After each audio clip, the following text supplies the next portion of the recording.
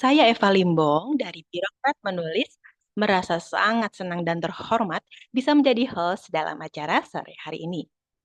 Birokrat Menulis, sebuah pergerakan intelektual yang difasilitasi melalui media online dari penulis yang terdiri dari beragam profesi, yakni birokrat, akademisi, dan juga pengamat birokrasi di seluruh Indonesia yang sejak awal tahun 2017 berupaya memberikan ruang bagi para birokrat maupun pemerhati birokrasi untuk bergerak bersama, menyumbangkan kegelisahan, pemikiran, juga gagasan melalui tulisan.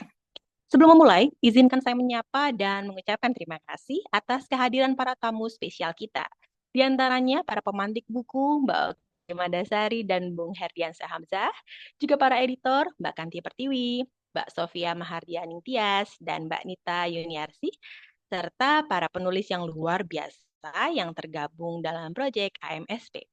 Ucapan terima kasih juga kami ucapkan kepada penerbit buku kita, Semut Api, ada Mas Biko dan kawan-kawan, juga kepada media partner sahabat-sahabat kami, Serikat Pekerja Kampus, KM Institute, Akademi Ilmuwan Muda Indonesia, Lembaga Informasi Perburuhan Sedane, Sharing ASN, Abdi Muda, The Conversation Indonesia, ASN Naik Kelas, serta semua peserta yang telah meluangkan waktunya untuk bergabung dalam ruang Zoom ini.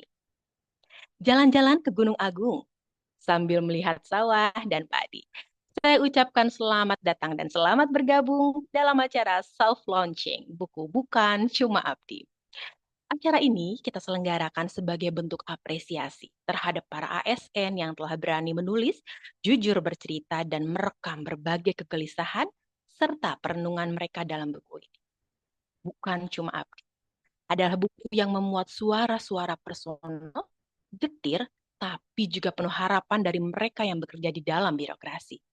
Ini bukan sekedar cerita tentang pekerjaan, tapi tentang pergulatan nurani, tentang tetap waras di tengah sistem yang seringkali membingungkan.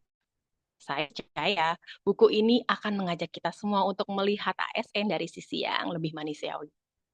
Sore ini kita akan bersama mendengarkan refleksi dari para editor, para penulis, dan tentu saja dua pemantik hebat yang akan membedah isi buku ini secara lebih dalam, Mbak Oki Madasari dan Bung Herdiansyah Hamzah atau yang akrab kita panggil Bung Kasro. Nah, kalau lihat dari judul dan isinya ya, buku ini bukan buku biasa. Isinya yang begitu personal dan jujur, menunjukkan sisi lain para pekerja sektor publik yang jarang diketahui. Jadi membuat penasaran, bagaimana sih proses kreatif yang menjadi latar belakang hingga buku ini bisa terbit. Untuk menjawab itu, saat ini telah hadir tiga editor luar biasa kita. Mari kita panggil satu persatu. Yang pertama, beliau adalah Mbak Kanti Pertiwi. Mbak Kanti adalah dosen kajian organisasi Universitas Indonesia dan dekan kehormatan di University of Melbourne, Australia. Beliau senang memperhatikan isu-isu terkait aparatur sipil negara dan bergerak untuk isu-isu seputar dinamika sektor publik, gender, keadilan sosial, dan produksi pengetahuan. Kemudian ada juga Ya, Mbak Sofia halo. Mahardianing Tias. Oh, halo Mbak Kanti. Kemudian ada Mbak Sofia Mahardianing Tias. Mbak Sofia ini adalah editor in chief pada platform Birokrat Menulis, sekaligus seorang auditor yang berpengalaman sebagai ASN selama lebih dari 16 tahun. Saat ini Mbak Sofia bekerja di salah satu BUMN. Halo Mbak Sofia. Kemudian ada juga Mbak Nita Yuniarsi. Mbak Nita adalah ASN instansi pemerintah pusat di wilayah Provinsi Nusa Tenggara Barat yang aktif berkontribusi di beberapa kegiatan volunteering dan penulisan. Untuk boleh bercerita mengenai buku ini dari sisi editor, mari kita silakan Mbak Sofia dan Mbak Nita untuk bercerita. Silakan Mbak Kanti. Oke, baik. Saya terdengar ya. Kita dengar Mbak. Iya, terima kasih sekali Eva perkenalannya. Halo Sobat BM semuanya. Assalamualaikum warahmatullahi wabarakatuh. Selamat sore waktu Indonesia Barat ya. Terima kasih sudah meluangkan waktu. Ada saya di sini, Sofi dan Nita yang diminta untuk cerita-cerita ya, Sof ya, sama Nita ya tentang eh, di belakang penyusunan buku ini seperti apa gitu ya prosesnya gitu. Mungkin saya akan mulai dengan eh, napak tilas kita kembali ya ke setahun yang lalu, kurang lebih di bulan-bulan April kalau nggak salah ya. Jadi memang seperti tadi disampaikan sama Mbak Eva ya sebagai MC dan moderator kita bahwa eh, buku ini adalah bagian dari apa kerja-kerja saya ya sebagai akademisi gitu ya dan juga kesenangan saya memperhatikan dinamika di dunia birokrasi gitu ya.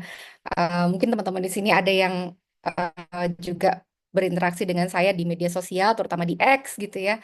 Udah mungkin dari zaman COVID ya, saya mulai bentuk akun yang menjadi rujukan banyak ASN ya, umbi-umbian di seluruh Indonesia itu ada PNS Ababil, ada Pejabrut, ada wah banyak deh pokoknya ya mungkin teman-teman di sini semua juga tahu ya dengan nama-nama itu. Nah, waktu itu saya dan beberapa teman melihat ada banyak sekali cerita-cerita keseharian birokrasi yang semuanya bisa relate gitu ya. Tapi nggak serta-merta bisa dipahami oleh masyarakat luas gitu ya. Jadi ada cerita-cerita tentang itu tadi ya, kegelisahan ya sebagai ASN muda gitu ya. Interaksi mereka di kantor, terutama antara Umbi dan Esmelon gitu ya, yang selalu jadi bahan obrolan gitu ya, rame gitu di media sosial. Nah, akhirnya ketika tiba-tiba terpikir gitu ya, kenapa nggak kita yang terus-menerus muncul ya, dia nggak berhenti setiap hari ada aja bahasan baru ya di X itu. Saya kemudian nyolek Sofia dan Nita ya. Kebetulan kita juga sudah dipertemukan di apa namanya kesempatan-kesempatan sebelumnya gitu ya di kerja-kerja kita. Dan alhamdulillah mereka tidak merasa ide itu terlalu gila ya, Sofia, makasih ya, Sofia Data, untuk kemudian kita eksekusi gitu. Apa aja kemudian tahapan-tahapan berikutnya? Mungkin Sofi yang bisa lanjut cerita nih. Silakan, Sof. Baik, terima kasih Mbak Kanti, Mbak Eva, dan teman-teman. Izin rekan-rekan semuanya. Jadi seperti sudah diceritakan sama Mbak Kanti, pada akhirnya kita dipertemukan pada satu titik kesamaan gitu ya. Kita ingin memperjuangkan apa yang kita yakini bahwa di Indonesia ini birokrasi atau sektor publik kita itu punya banyak masalah dan dengan yang kita mampu kita ingin memberikan kontribusi gitu ya. Salah satunya dalam bentuk menyuarakan apa sih yang sebenarnya terjadi di dalam. Jadi cerita ini ditulis lebih bersifat personal, pendekatannya juga jurnalisme sastrawi. Kita thanks banget ke banyak rekan-rekan reviewer, ada di antaranya Mas Iman Zainatul Heri, Kang Syarif Arifin, Mbak Fitri Oktaviani, Mas Mutia Rizal, Mas Taufik Kurniawan, dan juga Prof. Ratri Retnandi Mulia.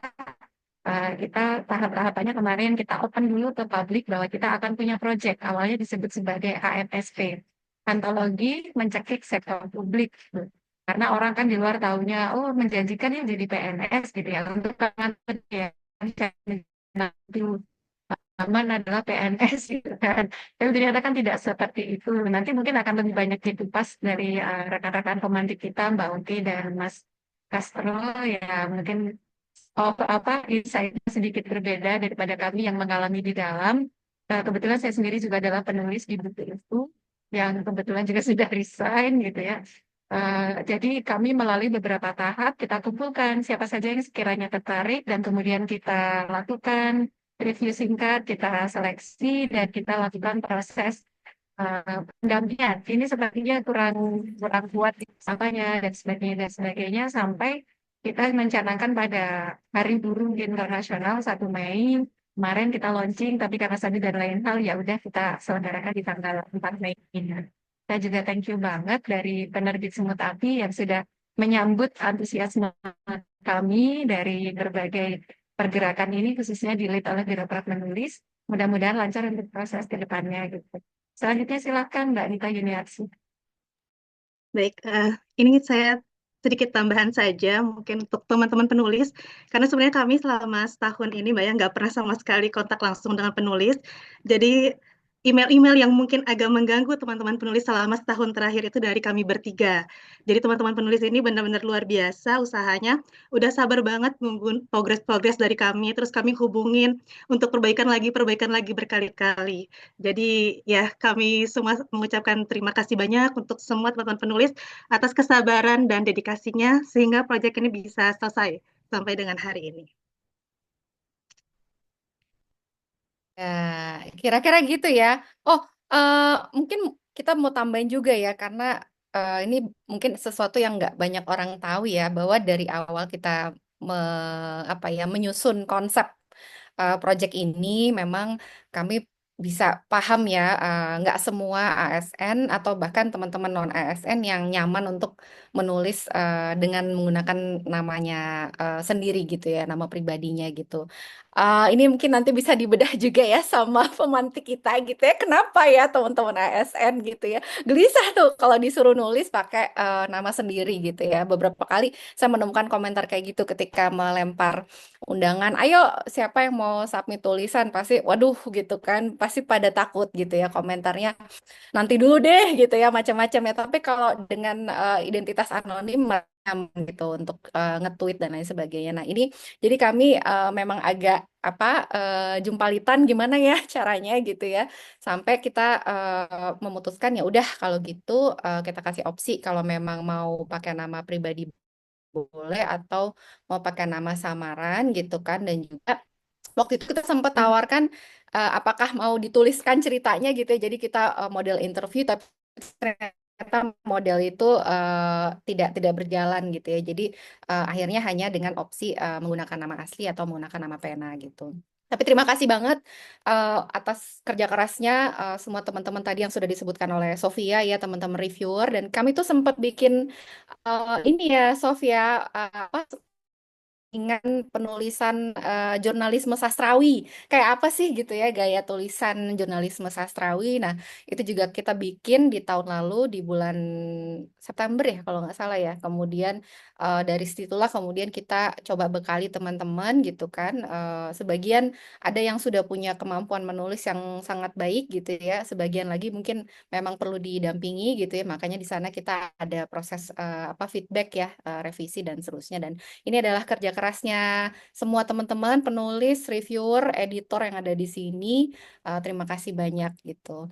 Oh, saya tadi lupa, saking groginya saya mau ngucapin ini sebenarnya di depan. Selamat Hari Buruh, selamat Hari Pendidikan Nasional juga gitu ya. Dan ya Hari Buruh tentunya juga harinya umbi-umbian gitu ya. Itu mungkin tambahan dari saya. eh Cukup ya, apalagi ya nih? Sedikit lagi dari saya baru Ya. teringat.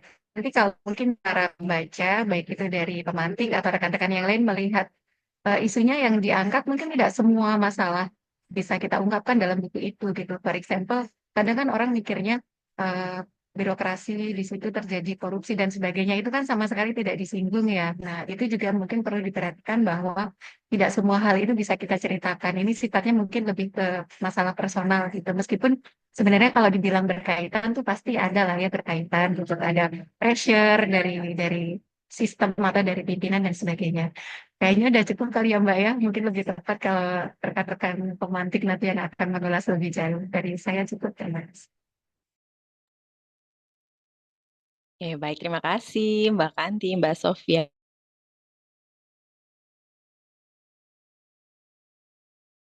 Buku ini, Mas Diko Mas, dari penerbit Semut Api.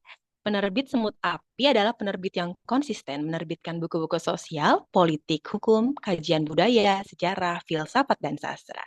Dengan misi mencerdaskan kehidupan bangsa, penerbit Semut Api ingin berupaya berperan untuk terlibat dalam agenda bersama, meningkatkan literasi, dan mengasah nalar kritis. Untuk itu, kepada Mas Diko, kami silakan untuk sharing-sharing, Mas. Oke, selamat sore teman-teman semua. Selamat sore para panelis yang saya hormati. eh ya, kalau disuruh menceritakan pertama kali ya tentu eh ketika saya pertama kali menerima naskah ini, sejujurnya saya agak ragu gitu untuk bagaimana perspektif birokrat dalam menulis dirinya sendiri kan gitu. Selama ini saya belum pernah membaca kecuali kiat-kiat CPNS gitu ya, untuk bisa masuk menjadi CPNS dan sebagainya, memenangkan posisi CPNS gitu. Nah, ternyata unik kayak gitu. Sudah disusun secara rapi sama tim editor dan sebagainya. Saya hanya tinggal memoles mana yang typo dan sebagainya. Tentu dengan sedikit apa namanya melihat cerita mana yang kemudian saya pikir tragis gitu ya, tragis dan getir gitu, disusun ulang dan sebagainya.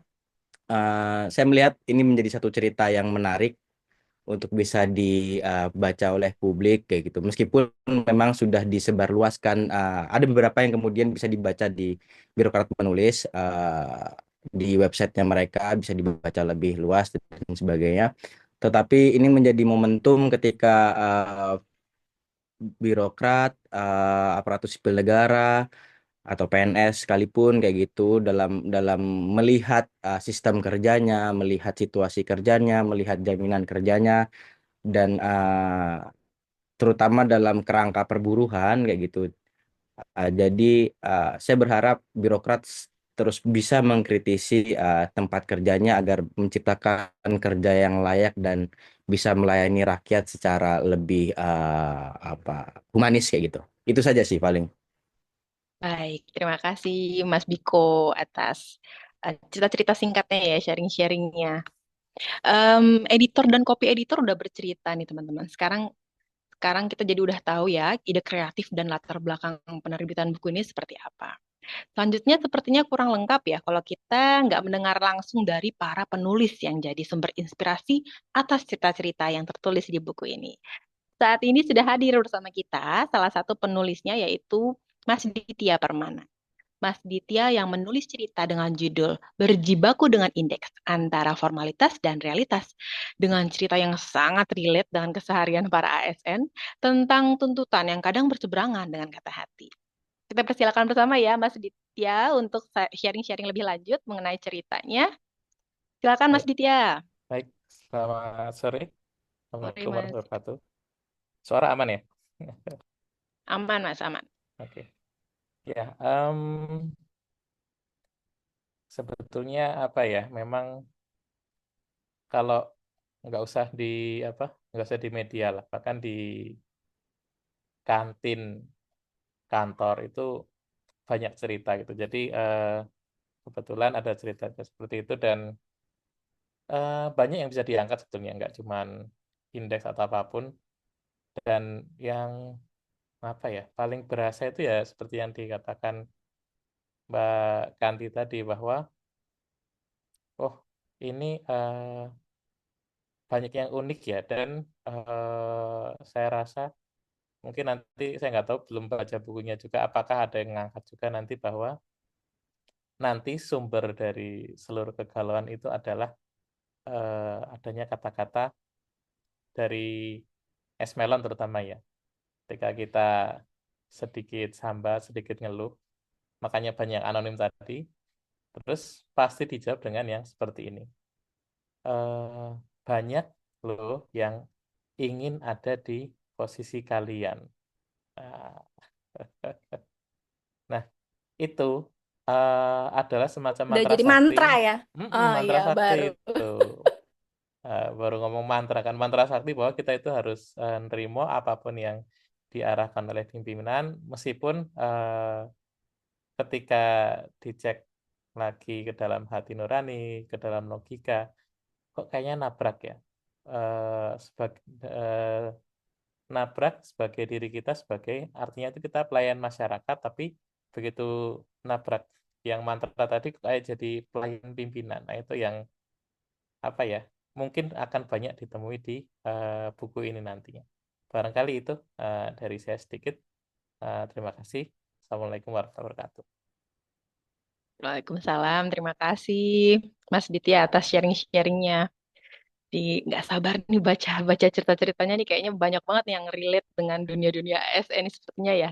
Selanjutnya setelah Mas Ditya kita punya juga satu penulis lagi yang saat ini sudah hadir di ruang Zoom kita. Kita sambut bersama ada Mbak Nera Umar. Beliau adalah penulis esai yang berjudul Gaduh Hati Sang Pendamping. Dalam tulisannya, Mbak Nera tuh mengajak kita menyusuri pergolakan batin seorang ASN yang menjadi pendamping pembangunan zona integritas. Sebuah posisi yang menuntut idealisme, namun sering berhadapan dengan kenyataan yang paradoks. Ia tidak hanya menyingkap lapisan birokrasi yang penuh formalitas, tapi juga mempertanyakan ulang, di manakah sebenarnya integritas itu tinggal? Langsung saja ya, kita dengerin langsung aja ceritanya dari Mbak Nera Sukuma. Silakan Mbak Nera. Terima kasih. Assalamualaikum warahmatullahi wabarakatuh. Untuk kesempatan ini saya sangat berterima kasih ya. Sejujurnya datangnya tantangan menulis ini bisa dibilang di saat yang tepat gitu ya. Dulu saya nggak pernah berpikir saya sudah menjadi ASN lebih dari 20 tahun gitu ya. Dan menjadi pendamping untuk pembangunan zona integritas untuk unit-unit di kementerian tempat saya bekerja gitu. Di mana saya tuh sempat sudah di titik yang tadi ya, saya tuh idealis atau memang mulai kurang waras gitu ya. Jujur saya tuh saya pasien, saya sampai ditangani psikiater dari RSCM.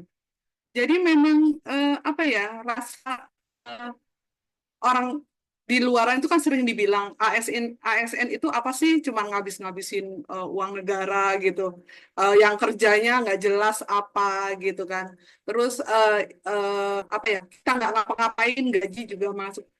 Itu tuh menyakitkan sekali buat kita yang saya merasa, saya bukannya bilang saya itu bekerja gitu, cuma kenapa ya di luaran ini kok kayak gini kesimpulannya, padahal saya itu kerja itu sampai ya tetangga-tetangga tuh bingung karena ASN kok pulangnya malam terus gitu ya. Karena di bagian saya itu memang nggak bisa pulang cepat gitu. Di bagian perencanaan program dan anggaran gitu ya. Justru kita tuh mulai bekerja ketika teman-teman pada pulang gitu kan. Dan gitu saya dibesarkan di lingkungan yang memang di keluarga saya swasta gitu ya. Pokoknya singkat kata saya tuh udah yang hopeless. Saya kayak cuman udah nggak punya harapan sampai adanya tawaran nulis ini. Saya jadi merasa, oh ini nggak di kepala saya sendiri ya sekarang gitu. Ternyata ada komunitas yang senafas kayak gini. Artinya saya langsung punya harapan lagi tuh, kakak-kakak di sini ya, maksudnya. Jadi waktu kan buat prosesnya kan kita kirim abstrak gitu ya, tulisan ini gitu. Saya sempat kayak gini, apa iya sih? Terus langsung saya memilih dari semua keluh kehatian saya itu ya, yang paling mungkin saya bagi dalam tulisan apa ya gitu. Itu proses lama menentukan, karena kan banyak lah keberisikan-keberisikan di kepala saya, kecewa, sakit hati, saya kerja 20 tahun dan kondisi saya yang melihat situasi seperti itu gitu ya. Akhirnya saya memilih gini, kenapa sih ribet-ribet? Ambil aja yang memang kamu hari-hari ngelakuin. Supaya apa? Supaya tulisan ini bernyawa. Memang saya punya apa, berangkat dari informasi yang saya alami, bukan mendengar gitu ya. Akhirnya saya pilih ini dan memang ya luka saya sampai hari ini kadang-kadang antara menerima tugas sama melawan kata hati, membangun zona integritas gitu. Kakak-kakak ya, kita harus menyampaikan bagaimana ya pengungkit, reform yang harus dibangun, tapi kita nggak boleh nutup mata situasi ya, dengan situasi Republik Indonesia yang kita semua tahu Indonesia tidak sedang baik-baik aja gitu. Tapi kita sebagai pendamping nggak bisa menyuarakan begitu. Kita tetap dengan konteks zona integritas. Sementara yang didampingi pun sudah apatis gitu. Itulah maksudnya dari tulisan ini saya mencoba gitu ya, ketika saya sudah tadi ya proses saya akhirnya menemukan kayaknya ini deh yang akan meringankan sedikit gitu ya luka yang akhirnya saya bisa bagi dan tidak menjadi keberisikan aja gitu. Ternyata wadah ini akhirnya membuat saya jadi rasa ada optimis, oh ini tuh apa ya, bisa disuarakan ya secara maksudnya bukan kayak rumpi-rumpi di pasar gitu ya. Artinya komunitas ini memang sangat-sangat positif, kritis, dan tadi ya sepanjang apapun persoalan di negara kita, kalau kita tidak berhenti bersuara, meskipun suara kita tuh kadang-kadang sayup-sayup, saya merasa perjuangan itu yang kita hargai itu memang prosesnya. Jangan sampai akhirnya saya sempat kemarin ya, kalau saya tidak akhirnya Allah ya, saya sampai di tulisan saya di baris terakhir itu kan memang bilang ya, ternyata memang betul gitu kata Bernadia gitu. Kalau kita konsisten pada akhirnya ada kok maksudnya sinar terang dari keputusasaan saya itu. Sehingga udah saya melakukan proses itu sampai yang saya upayakan itu meniupkan ruh di tulisan gitu kan. Saya berpikir tulisan ini kan ada ruhnya ketika kita bisa dapetin poin gregetnya apa sih gitu yang menjadi titik gitu ya, menjadi poin dari gitu sih kira-kira gitu. Jadi saya merasa sekarang saya berani untuk berdiri lagi karena ternyata banyak gitu ya teman-teman sini yang senior-senior di sini. Saya akan melihat lebih luas lagi bagaimana keresahan ini dikelola dengan sangat manis ya. Karena kemarin dengan pelatihan jurnalisme sastrawi itu. Terima kasih mungkin dari saya seperti itu. Wassalamualaikum warahmatullahi wabarakatuh. Waalaikumsalam Waalaikumsalam. warahmatullahi wabarakatuh. Mbak Eva, aku izin sedikit tadi kalau dari Boleh. Bu Nera kan sudah cukup komprehensif ya sampai dengan ekspektasinya. Tapi mungkin ada sedikit tambahan dari Pak Ditya Permana. Setelah menulis buku ini dan tergabung dalam buku yang akhirnya kita kasih nama Bukan Cuma Abdi, ekspektasi ke depannya seperti apa? Oke, kalau ekspektasi ke depan mungkin ya nggak muluk-muluk. Saya harap sih bukunya banyak yang baca ya gitu kan, agar teman-teman yang baik yang tadi Viral ya, ya viral.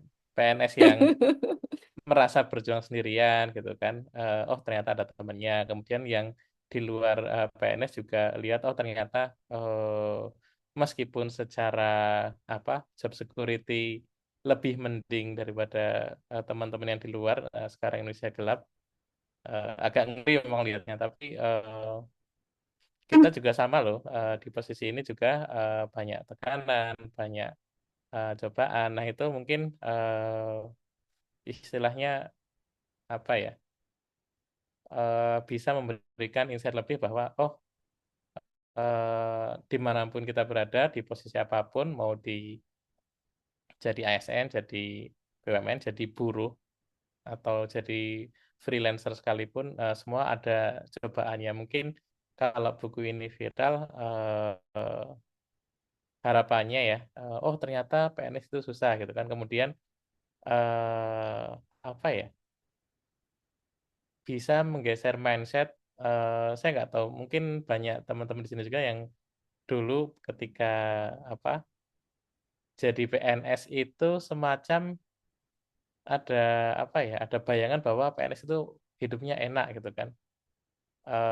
Nah itu kalau buku ini keluar ternyata enggak gitu-gitu amat gitu kan. Nah sekarang kalau udah tahu enggak enak, terus sama-sama berjuang, eh, barangkali ketika ada semacam perbedaan kesejahteraan gitu kan. Kalau dilihat gaji pokok PNS itu gaji pokok loh ya. Coba dibandingkan sama UMR dah. Coba bandingkan dengan UMR gitu kan. Itu banyak yang nggak nyampe gitu kan.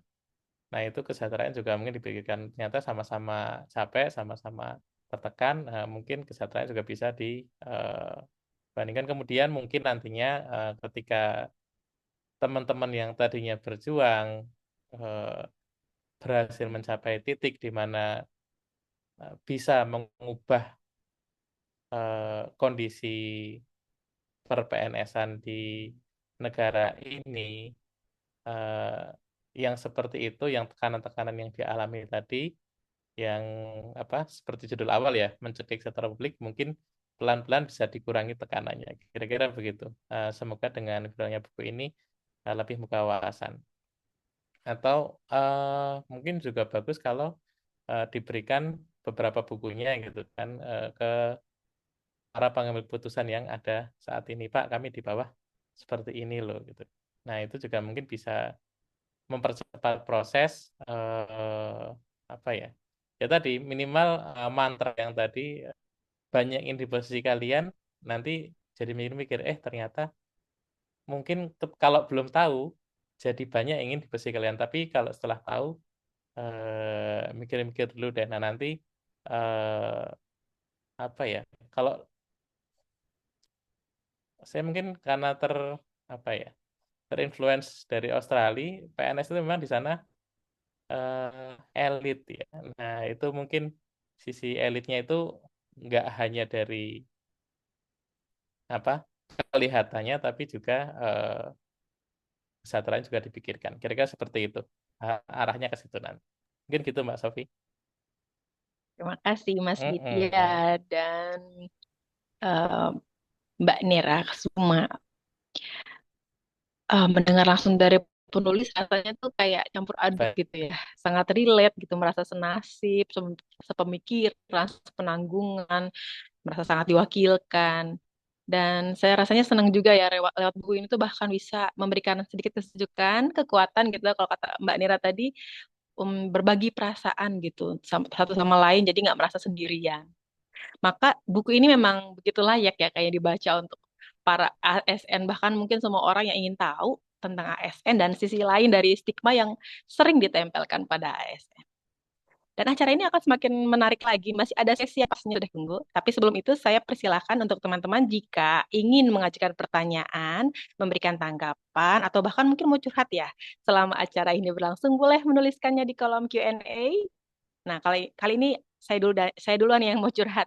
Kami mohon maaf kali ini tuh penyampaian pertanyaan atau tanggapan kalau misalnya dirasa kurang interaktif karena melalui kolom Q&A seperti ini, terus terang kami tuh masih trauma ya setelah akun Instagram Birokrat Menulis diretas kemarin-kemarin. Jadi melalui ini juga kami sembari menginfokan kepada teman-teman yang follow akun Instagram yang lama yang @birokratmenulis, saat ini akun tersebut sudah tidak aktif karena pertasan dan berganti akun menjadi @birokratmenulis_bm. Jadi teman-teman kalau belum follow, langsung follow ya akun barunya Birokrat Menulis, @birokratmenulis_bm. Nah, sesi curhat saya udah selesai. Sekarang saatnya saya mau membacakan deskripsi para pakar sektor publik, para tokoh publik, para akademis yang luar biasa mengenai buku Bukan Cuma Abdi ini. Ada siapa saja? Yang pertama ada Michelle Ford, Profesor Kajian Asia Tenggara University of Sydney.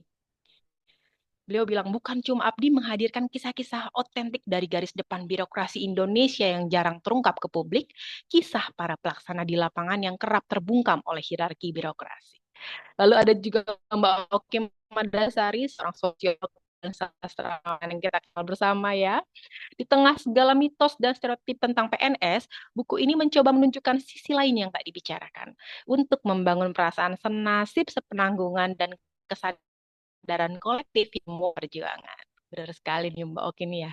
Selanjutnya ada Mbak Andita Sivirseli Utami, seorang co-founder dan CEO Think Policy. Beliau bilang, antologi ini bukan sekedar kumpulan cerita birokrasi, karena di balik kritiknya ada cinta terhadap profesi dan negeri. Benar ini. Jadi bukan cuma sekedar kritik ya, tapi juga ada cinta di dalamnya. Selanjutnya ada Amalinda Safirani, seorang guru besar ilmu politik pemerintahan di Visipol UGM. Beliau bilang bahwa buku ini berisi antologi pengalaman sehari-hari para ASN, para frontliners di berbagai sektor, sekaligus penanda perubahan sosial. Meski sering patah di tengah jalan, ia akan terus menggelinding dan membesar. Wah. Selanjutnya ada lagi Yanuar Nugroho, seorang pendiri dan penasihat Nalar Institute. Kita semua kenal ya, bahwa menjadi abdi negara bukan berarti meniadakan hak sebagai warga negara. Bahwa melayani bukan berarti diam saat sistem tidak berfungsi. Buku ini adalah ajakan untuk sadar bahwa reformasi birokrasi sejatinya tak bisa lahir dari spanduk dan slogan. Dan yang terakhir ada Pak Sudirman Said, Menteri Energi dan Sumber Daya Mineral Republik Indonesia 2014 sampai 2016. Beliau bilang kalau mereka adalah the critical minimum, sekelompok kecil warga organisasi yang tidak berhenti berpikir, mengasah gagasan, mendorong perbaikan. Buku ini percikan pemikiran dari anak-anak muda yang memilih menjadi ASN dan terus mengasah diri demi masa depan Indonesia. Luar biasa, membaca deskripsi dari orang-orang hebat dan berpengaruh ini membuat penasaran ya bagaimana sih sebenarnya isi fullnya buku ini yang yang lengkapnya seperti apa sih? Nah, untuk info mengenai pemesanan bukunya nanti kami informasikan kemudian ya. Nanti tunggu aja, stay tune aja dulu semuanya ya. Sekarang saatnya kita akan menyambut sesi yang kita nantikan bersama, yaitu sesi bersama para pemantik yang luar biasa yang akan membedah buku ini lebih dalam. Kita sambut ya. Yang pertama telah hadir bersama kita Mbak Oki Madasari. Oki Madasari adalah seorang sastrawan dan sosiolog. Mendirikan OM Institute dan Omong-Omong Media yang memberi pelatihan penulisan dan merawat tumbuhnya pemikiran kritis di Indonesia. Halo, Mbak Oki, apa kabar? Halo, selamat sore semuanya. Baik, senang Sore. sekali bisa hadir di forum ini. Mudah-mudahan selalu sehat ya Mbak Oki dan penuh semangat. Silakan Mbak Oki untuk memaparkan pandangan seorang Oki Madasari mengenai buku ini Maka- dalam waktu kurang lebih 15 menit. Makasih Eva dan teman-teman semua. Saya mengucap selamat atas peluncuran buku ini. Dari apa yang saya baca, dari apa yang kemudian saya coba untuk refleksikan dengan kondisi nyata birokrasi dan kehidupan ASN di Indonesia, saya bisa menyimpulkan ada 5 masalah utama yang sekarang sedang dihadapi oleh sistem birokrasi di Indonesia. Dan itu artinya juga sedang dihadapi oleh ASN-ASN di Indonesia. Yang pertama adalah korupsi dan korup sistem.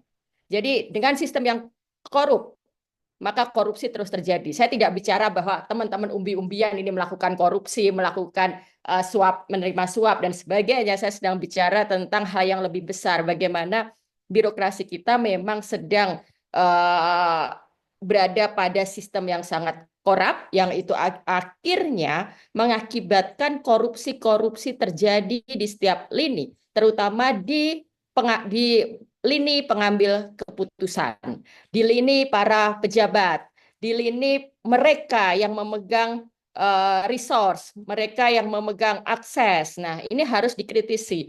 Dan korup sistem ini juga kemudian mengakibatkan ketidakadilan dalam sistem mutasi, ketidakadilan dalam sistem kenaikan jenjang, termasuk juga rekrutmen. Walaupun kita harus mengakui bahwa belakangan ini sistemnya diperbaiki, rekrutmen sekarang saja dilakukan dengan begitu transparan, dan dengan tidak ada lagi bisa ada orang dalam dititipin, tidak ada lagi bisa ponakannya siapa, anaknya siapa, membayar lalu diterima.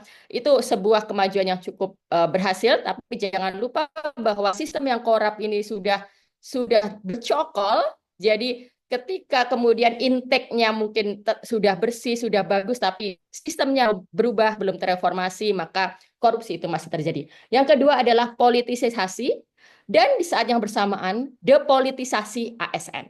Politisasi ini artinya begini, ASN bekerja profesional. Mereka adalah orang yang bekerja sesuai dengan tupoksinya. Tapi kemudian kita tahu, setiap 5 tahun menterinya ganti. Nah, sistemnya ganti. Mereka punya agenda, lalu ASN dipaksa untuk melayani agenda politik, dipaksa untuk melayani perubahan yang tiba-tiba mendadak gitu. Kalau misalnya di pendidikan nasional dulunya kampus merdeka, sekarang kampus berdampak, lalu kemudian umbi-umbian terpaksa harus mengubah, kan itu logo-logonya diubah nih, hal yang paling kecil seperti itu. Jadi politisasi ini mengakibatkan akhirnya ASN seringkali harus mengorbankan profesionalitas demi mengikuti agenda-agenda politik atasannya.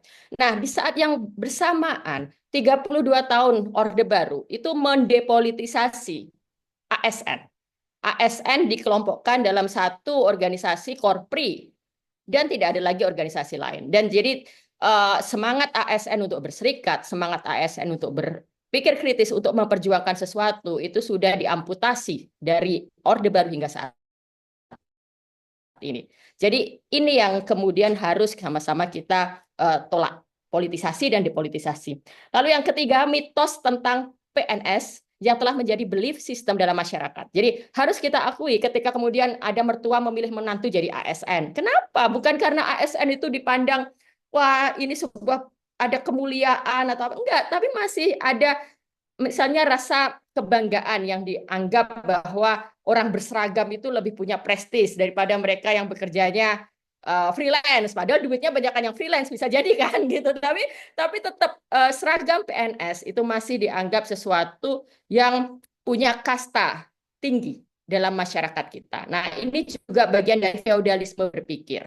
Selain itu, ada juga cara berpikir yang menganggap PNS itu adalah pekerjaan paman. Tapi di sisi lain, COVID-19 kita harus akui juga banyak PHK terjadi. PNS membuktikan bahwa itu pekerjaan yang paling aman juga. Nggak akan ada kan PHK PNS kan. Lalu juga masih ada fakta bahwa ada kerinduan orang untuk tetap memiliki pensiun. Dan itu disediakan oleh PNS. Jadi belief system ini yang kemudian masih menghantui masyarakat kita hari ini, dan ini juga yang menjadi akar, sudahlah kamu udah jadi PNS mau ngapain lagi sih, udah enak banget itu, nerimo aja itu. Nah, ini juga yang harus kita bongkar bersama. Nah, yang keempat ini, gaji yang rendah ini gitu loh.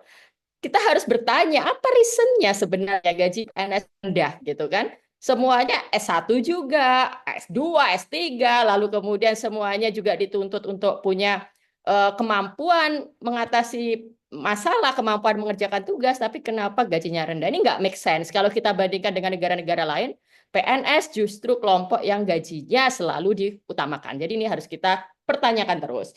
Nah, yang terakhir kemudian adalah tantangan profesionalitas dari sisi ASN itu sendiri. Jadi kita harus juga mengakui bahwa ASN ini sebenarnya di saat politik terus berganti 5 tahun sekali, ASN adalah tulang punggung birokrasi kita.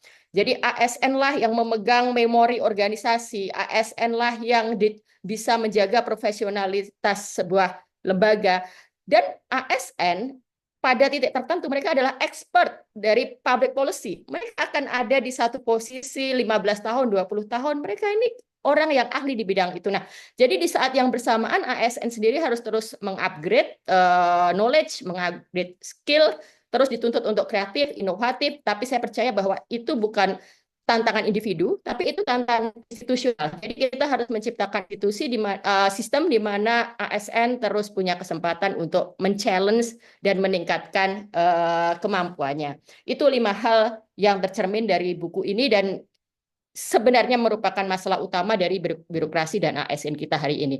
Nah, khusus untuk buku ini, saya melalui OM Institute dan omong-omong media setidaknya selama 5 tahun terakhir ini, saya memberikan pelatihan kepada orang dari berbagai latar belakang termasuk ASN. Kenapa? Karena saya percaya bahwa menulis itu salah satu alat perjuangan yang efektif dalam bersuara, dalam mengubah kondisi kita gitu. Jadi alumni saya itu banyak yang berlatar belakang ASN. Jadi ketika kemudian saya disodori buku ini, saya merasa bahwa ini memang bagian yang saya percaya gitu, bahwa kita harus terus menyuarakan sesuatu. Nah, yang menjadi catatan saya adalah menyuarakan problem ASN ini adalah satu hal, tapi di sisi lain nanti juga akan menjadi sebuah tantangan juga bagi ASN-ASN untuk bersuara aktif terkait isu-isu berbagai isu. Jadi misalnya nih kalau di alumni OM Institute nih ASN dari OJK misalnya, dia bisa keluar sebagai expert tentang sistem keuangan. ASN yang ditempatkan di kehumasan, dia bisa menuliskan opini-opini yang memberi sumbangan bagaimana seharusnya komunikasi pemerintah itu dijalankan. Lalu ada ASN yang kebetulan kemarin itu dia dari Kementerian Pertanian. Nah, dia bisa memberikan usulan program-program apa yang seharusnya dijalankan. Nah, jadi ini yang menurut saya harus dilakukan simultan, bahwa memperjuangkan kepentingan kesejahteraan ASN ini tetap harus, tapi di satu sisi kita juga ingin mendorong ASN lebih bersuara aktif dalam menyuarakan gagasan-gagasan untuk membangun Indonesia yang lebih baik. Terima kasih. Wah, terima kasih banyak Bu Oki Madasari atas insight-nya. Tadi saya sangat tergelitik ya mendengar menulis adalah alat perjuangan untuk menyuarakan gagasan-gagasan gitu ya.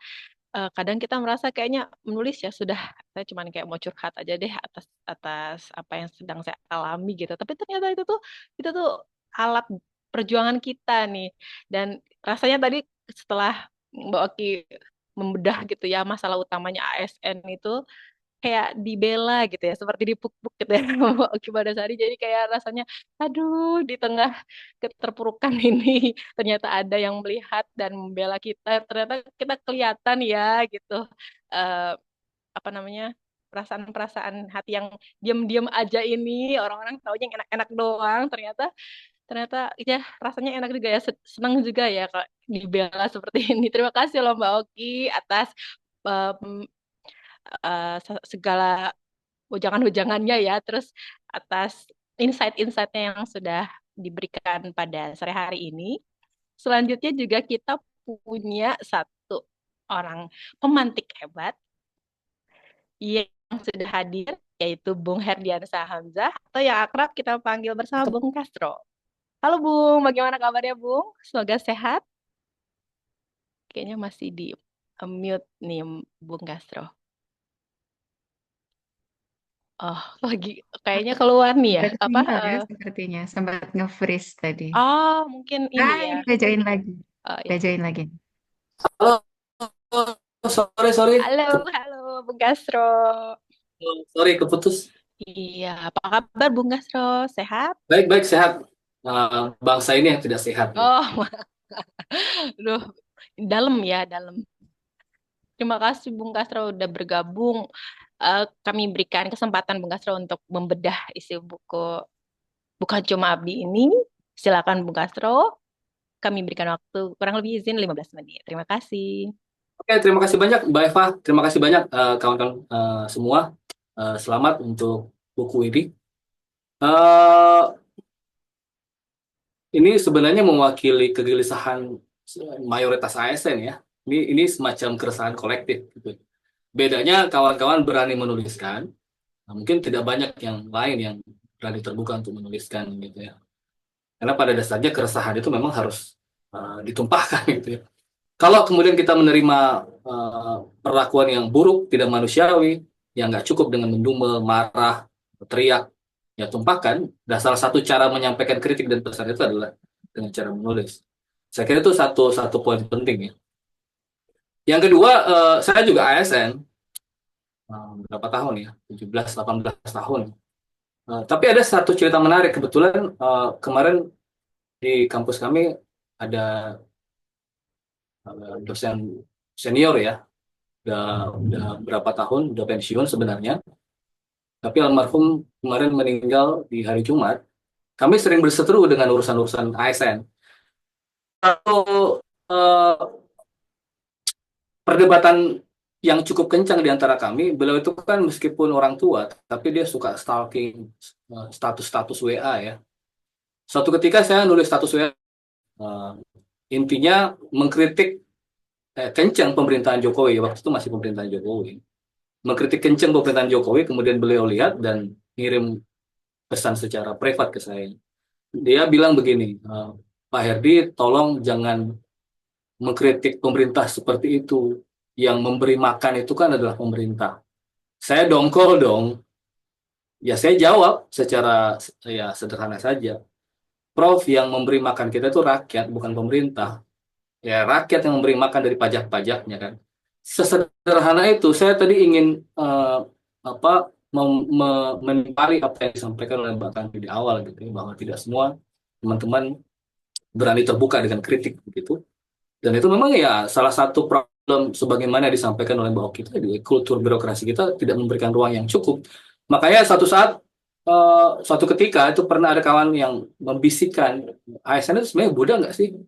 Kenapa disebut budak? Ya budak itu salah satu cirinya dia tidak punya kebebasan, bahkan untuk berbicara pun tidak diberikan kebebasan gitu. Artinya ada masalah dengan kultur birokrasi kita, kultur sektor publik kita, kultur ASN kita.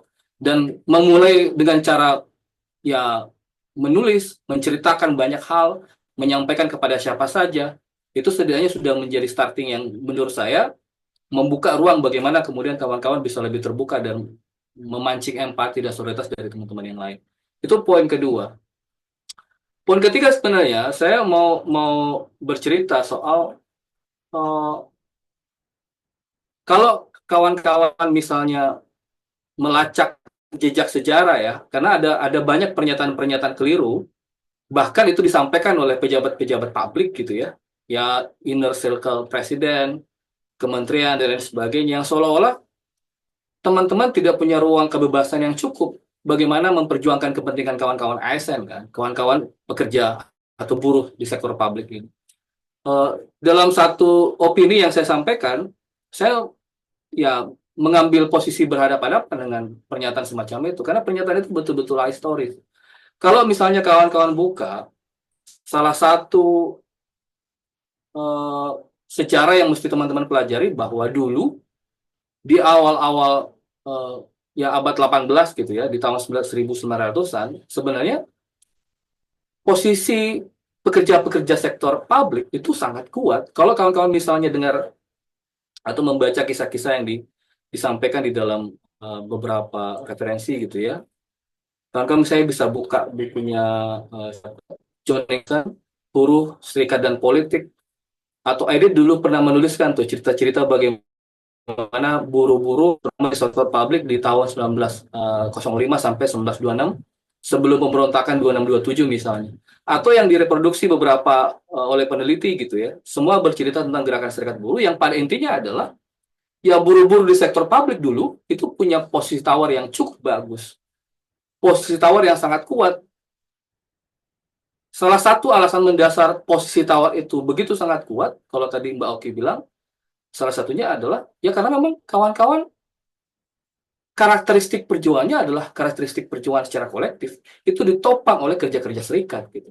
Hal yang sulit untuk kita dapatkan hari ini ya, terutama kalau bicara soal sektor publik, terutama kalau bicara soal ASN. Kenapa? Problem apa? Kalau kawan-kawan melihat misalnya cerita-cerita pertama kali serikat buruh yang dibentuk di Indonesia, bahkan itu serikat buruh di tahun 1905 ya, namanya Stad Purwegen Bond, SS Bond gitu. Itu kan buruh-buruh serikat yang dibangun oleh buruh-buruh pekerja kereta api. SS Bond ini adalah serikat yang memang awalnya serikat sektor publik. Nah, meskipun kemudian karakteristik SS Bond adalah serikat yang agak ya nggak terlalu militan lah ya, karena memang terlalu eksklusif. Mayoritas pekerja-pekerja SS Bond atau yang bergabung di dalam serikat adalah mereka-mereka yang merupakan buruh-buruh asal dari Belanda gitu, dianggap eksklusif. Justru itulah kemudian alasan kenapa SS Bond mendapatkan kritikan, kemudian dibentuklah serikat baru namanya VSTP gitu. Nah, Sneevliet membangun VSTP itu sebagai jalan keluar bahwa kalau kemudian ada serikat yang tidak memainkan perannya dengan baik, tidak bisa memperjuangkan kerja-kerja kepentingan kita, terutama di sektor publik, ya udah kita buat serikat baru saja. VSTP kemudian berkembang sampai kemudian di tahun 1914 lahir ISDV di Semarang ya. Nah, ISDV meskipun dalam catatan sejarah dianggap sebagai serikat yang perspektifnya adalah perspektif komunis karena basis pengetahuannya adalah Marxisme, ya kita nggak bisa ngomongin serikat tanpa basis pengetahuan itu. Itu memicu pembangunan serikat-serikat di sektor-sektor publik yang semakin meluas.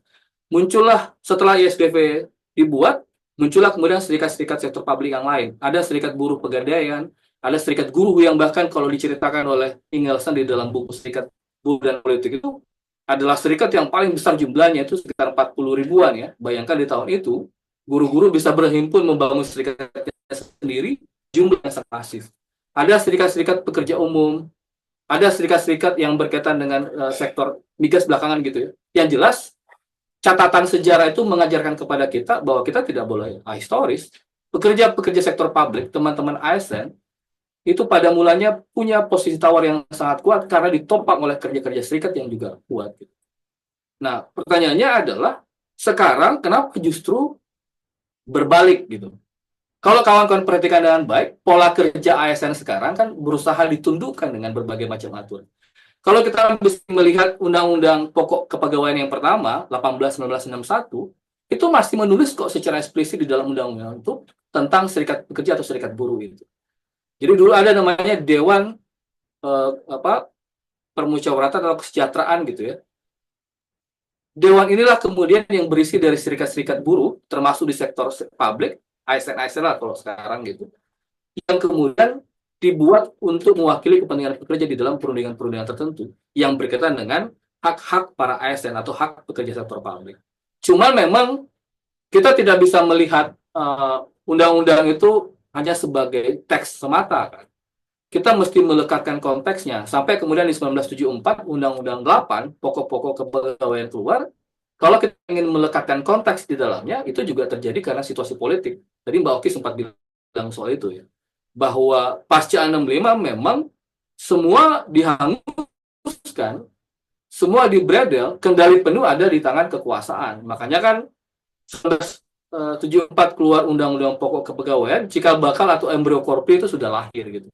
Nah, Korpri didesain ya sama dengan Golkar ketika itu kan, golongan berkarya yang memang ya ente-ente kalau mau berpolitik ya udah berpolitiklah lewat golongan karya. Kalau Anda mau berserikatlah lewat Korpri gitu. Jadi Korpri didesain sebagai wadah tunggal yang sebenarnya esensinya adalah alat atau cara kekuasaan mengendalikan dan mengontrol pekerja-pekerja di sektor publik termasuk ASN. Makanya kultur pun dibangun. Teman-teman apa tidak pernah berpikiran kultur di ASN itu mirip banget dengan kultur militer. Jadi kerja-kerja militer di dalam forum wilayah kerja birokrasi itu sedikit banyaknya juga mirip dengan kerja-kerja militer. Soal kawan-kawan tadi sempat banyak yang bercerita sulit untuk berbicara, sulit untuk menyampaikan kritik, alih-alih kritik, bercerita aja sulit gitu. Jadi pada dasarnya kemudian yang terjadi adalah ketertundukan teman-teman ASN bukan lagi sebagai apa yang disebut oleh kawan-kawan tadi sebagai abdi negara, tetapi abdi kekuasaan, abdi pimpinan yang awalnya didesain untuk melayani orang banyak, melayani rakyat banyak, pada akhirnya hanya melayani pimpinan. Kultur itulah kemudian yang berkembang sampai sekarang. Nah, teman-teman sekalian, kenapa kemudian kita mesti menekankan soal serikat itu? Karena memang kerja-kerja ASN sekarang disempitkan hanya pada kerja-kerja yang levelnya individual. Saya stressing ya, yang sebelumnya kerja-kerja kolektif melalui serikat, sengaja didesain supaya kerja-kerjanya lebih kerja-kerja individual. Saya kasih contoh. Di dalam Undang-Undang Serikat Pekerja, Undang-Undang 20/2001, memang di pasal 44 menyebut aparatur sipil negara atau pegawai negeri sipil itu punya hak berserikat. Tetapi ada klausul pengingkaran di ayat berikutnya. Ketentuan mengenai kebebasan berserikat bagi pegawai negeri sipil di dalam undang-undang itu diatur lebih lanjut dalam undang-undang khusus. Nah, apa undang-undang khusus itu? Ya undang-undang ASN, yang undang-undang 20/2023 ya, yang pasca 5 2014 kemarin. Silakannya adalah di dalam ketentuan undang-undang 20/2023 bahkan di pasal 62 itu menyebut eksplisit soal korps, berhimpun di dalam korps profesi ASN. Ini yang diterjemahkan secara keliru, diterjemahkan secara sempit, ketertundukan kita hanya kepada Korps Pegawai Republik Indonesia atau Korpri. Korpri memang didesain sebagai tunggal. Pertanyaannya adalah, Korpri itu sebenarnya apa sih?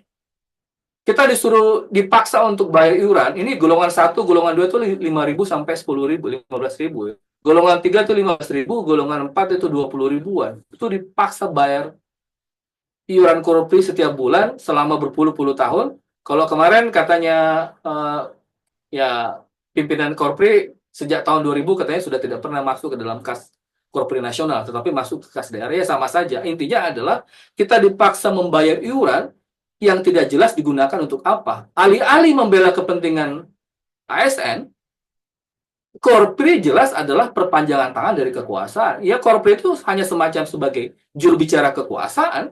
Dia hanya menjadi stempel kekuasaan yang kerjanya ya memantau kita, memata-mata kita, nyuruh kita berbaju Korpri setiap ada upacara dan lain sebagainya. Tetapi hak pembelaan bagi seorang ASN tidak pernah didapatkan. Jadi kalau kita mau uraikan bahwa Korpri adalah wadah tunggal yang hanya dijadikan sebagai kontrol atau kendali kekuasaan kepada teman-teman ASN, itu tepat. Makanya agak sangat sulit. Kalau teman-teman misalnya lihat, kalau ada yang dipecat misalnya, diberhentikan gitu ya, kita nggak punya alat yang bernama serikat itu. Makanya proses melawan itu dikanalisasi dalam forum-forum yang sifatnya lebih administratif secara hukum. Dalam forum peradilan melalui PT UN misalnya. Kalau saya dipecat, saya diberhentikan, ya perlawanan saya di PT UN. Perlawanan saya tuh ada karakteristik perjuangan kolektifnya nggak? Enggak. Justru membunuh perjuangan kolektif karena berhadapan-hadapannya saya pribadi, SK yang ditujukan kepada saya melawan pimpinan yang mengeluarkan SK itu. Karena memang sifat dari suatu keputusan pemerintah masih individu. Nah, itu yang penting untuk kita garis bawah. Salah satu yang membuat ya situasi di ASN tidak kunjung membaik karena kita dilepaskan atau sengaja didesain dilepaskan dari kepentingan serikat pekerja itu. Itulah kenapa kemudian kita berkepentingan betul bagaimana agar kerja-kerja ASN juga adalah kerja-kerja menghimpun dirinya untuk kepentingan serikat. Kalau sepanjang serikat itu belum bertumbuh dengan baik di kita, belum kita jadikan sebagai alat perlawanan, ya tidak akan ada jaminan bagi teman-teman untuk berbicara lebih lantang, masih tetap menggunakan nama anonim, sembunyi-sembunyi nama pena dan lain sebagainya. Ya kita paham lah ya, Tan Malaka itu punya 23 nama pena gitu ya. Tetapi bukan berarti kita mengamini, ya mungkin secara terbuka ada yang memainkan peran itu, tetapi juga pada bagian berbeda ada yang berusaha untuk ya bermain pada level bawah gitu ya. Nah, yang terakhir saya karena tadi diminta untuk mengkritik gitu ya. Ini kan yang tidak ada di dalam kultur birokrasi. Kritik terbuka kita tidak pernah dapatkan itu ya, lebih baik di antara kita-kita gitu. Saya membaca draft yang diberikan oleh teman-teman, tetapi lebih kepada masukan ya. Salah satu yang tidak ada di dalam buku ini, di sini kan sudah bercerita ya soal mitos birokrasi, iklim kerja, ada kritik kebijakan pegawai, kepegawaian ya. Tetapi yang tidak ada adalah apa yang mesti kita lakukan gitu. What is to be done? Kita apakah menulis hanya stop sampai di sini misalnya? Saya berharap tulisan-tulisan berikutnya itu muncul lebih tajam, lebih banyak yang mau bersuara, menuangkan gagasan idenya di dalam tulisan, tetapi pada saat yang bersamaan kita mesti membuat semacam plan bahwa kita bagaimana caranya menciptakan lingkungan yang nyaman bagi ASN, bagaimana memberikan atau melahirkan kesejahteraan secara penuh bagi ASN tanpa punya alat perjuangan kolektif. Saya pikir itu mustahil gitu. Hanya menulis menjadi bagian yang mesti kita pertahankan karena itu adalah kerja-kerja propaganda ASN, bahwa ada masalah di dalam sistem kerja kita, ada masalah dengan kesejahteraan kita, ada masalah dengan lingkungan kita yang tidak pernah nyaman bagi kita untuk bekerja, ada masalah dengan kultur yang terlalu tidak menghargai perempuan, seksis dan lain sebagainya. Ada berbagai macam masalah, tetapi tidak bisa kita jawab hanya karena mengandalkan seorang Kanti Pertiwi yang kritis misalnya.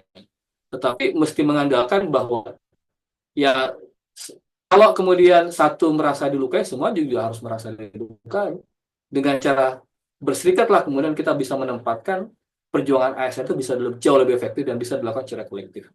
Kira-kira begitu, Mbak Eva, saya kembalikan. Terima kasih. Luar biasa. Terima kasih, Bung Castro. Wow. Pemaparannya sangat membara ya. Ini kalau teman-teman ini pasti di dalam hati tuh sangat, duh iya banget nih, udah pasti kayak gitu. Dari tadi tuh udah di dalam hati tuh rasanya kayak penuh dengan semangat gitu untuk ikut dengan apa yang seperti Bung Castro sampaikan. Mari kita sama-sama berkumpul gitu ya, menyatu gitu, bersatu untuk menyuarakan apa yang menjadi kegelisahan kita bersama. Terima kasih Bung Castro. Oke, teman-teman, kita sudah mau masuk nih ke dalam sesi Q&A. Tadi saya lihat ada salah satu penulis kita, Mas Nicholas Martua ya, yang tadi raise hand. Silakan Mas Nicholas, kalau misalnya ada yang mau ditanyakan langsung kepada para pemantik kita atau para editor, apakah ada di ruang Zoom saat ini? Sedang aktif? Halo, selamat Ya, sore semuanya. selamat Makasih Mbak sore. Eva. Makasih Bu Oki dan Pak Herdi. Makasih juga Bu Kanti yang banyak tulisan beliau yang saya kutip soalnya. Eh, dalam penulisan ini, buku ini saya adalah salah satu non ASN, jadi minoritas. Tapi mungkin sejak saya kuliah, saya banyak menyoroti isu-isu tentang aparatur sipil negara, dan yang saya angkat itu adalah soal tentang pengawasan sistem merit yang tidak terjaga. Itu sampai kemarin saya bareng kepala KSN, kita wawancara berdua, kita bicara segala macam, yang akhirnya kita ngambil kesimpulan bahwa vaksin teknokratisme itu dimatikan oleh sistem. Sistem yang busuk mematikan segala macam. Dan mungkin lebih jelasnya lagi kan sekalian promosi buku gitu ya. Bisa dibaca oleh teman-teman nantinya. Dan saya juga berharap bahwa buku ini tidak hanya sampai pada ASN, tapi sampai ke meja Komisi 2. Supaya mereka juga tahu. Supaya mereka juga sadar.